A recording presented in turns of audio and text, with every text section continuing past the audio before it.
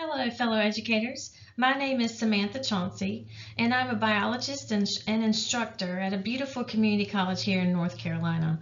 And today I want to talk to you about the enduring and necessary focus on constructivism and experience-based learning.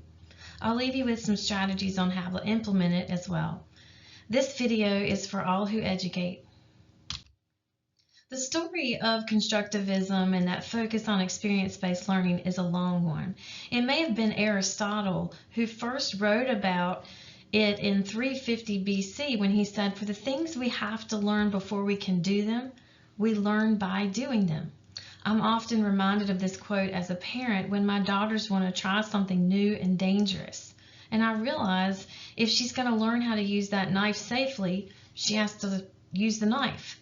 My oldest is in driver's ed right now, and if she's going to learn how to drive that car safely, she has to drive the car. Thomas Aquinas was inspired by Aristotle, and in the 13th century, he focused on learning through discovery. He also focused on individual intellect and realized that learners bring different sets of prior knowledge to us, and that prior knowledge affects what they construct from the experience or from the discovery. Since Aquinas, many progressive philosophers have continued to develop epistemology and a focus on experience-based learning. Piaget laid the groundwork for constructivism, and he really coined the term. And he said that learners construct or build knowledge through experiences. Modern neurological research supports this, and we now know that there are physical connections in the brain between neurons called dendrite connections that have to form in order for students to retain new information. Vygotsky expanded on Piaget's works with his social constructivist theory, where he said that yes, the experience is important, but those social interactions that occur during the experience are equally important in impacting the knowledge. Dewey drew on all of these ideas, and his career-long focus on epistemology and constructivism produced many, many works, most of which are very well known. But Dewey had a lot of critics as well, and the main critique of Dewey was that he didn't focus enough on pedagogy. There was no how-to. His ideas were great, but how to actually implement that in the classroom was never defined. Montessori's life, Maria Montessori, paralleled Dewey's. And you could argue that she was more impactful in education because she did focus on pedagogy. She even developed specific materials and teacher training programs to ensure that teachers knew how to implement experience-based learning.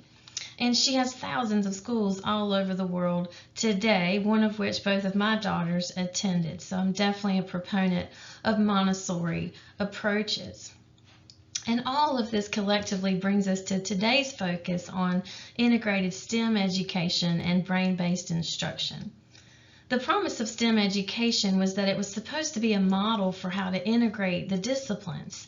Science was supposed to be used as that foundational tool to provide the experiences through which all other disciplines were taught, and students could flow in and out of disciplines from different perspectives through their day as they constructed knowledge.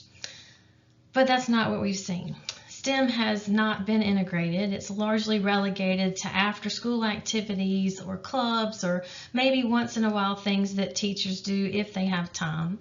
A lot of schools have STEM labs, but in my experience, those STEM labs are often used to house overcapacity classes or dealing with lack of teachers, so they're rarely ever available, and the teachers are often not trained on the technologies, so they're just not often used. But we are seeing a lot of progress, and there is some great promise in two key areas. The first is in literacy through science. Literacy through science has been very effective in using science like you see here. This is a field study where this student is collecting different types of seeds, almost like a scavenger hunt. And she's holding her seed pod in her hand, as you might be able to see. She's so excited to have found this because prior to this, I've given the students a little background knowledge, and they know that seed pods usually explode and release their seeds, so they're all really excited when they find these. And notice how she's pairing that up. She's found this information in her informational text, and she's looking this up and she's reading about it. Notice how engaged she is. This is extremely effective in teaching reading comprehension. The second strategy I've kind of pioneered here at the community college or in North Carolina, and that is building these strategic community partnerships for specific learning outcomes, specific teaching. Here I'm partnering with Fish and Wildlife. I'm showing you two different field study labs that I did. In the middle picture there you see Bernard, who's holding a huge carp fish that we were able to get through electrofishing. This is the first time Bernard's ever held a fish. This lab transformed Bernard. He is now the STEM coordinator for our college and working on an MBA in international business. And it was transformational for a lot of my students. It still is. In the last picture you see there, Mark, Fish and Wildlife Officer, is doing an awesome lesson on bears and population control and conservation strategies. And if you look down at the table, that first student there, look at his mouth open. He's just blown away by this presentation that Mark is doing on bears.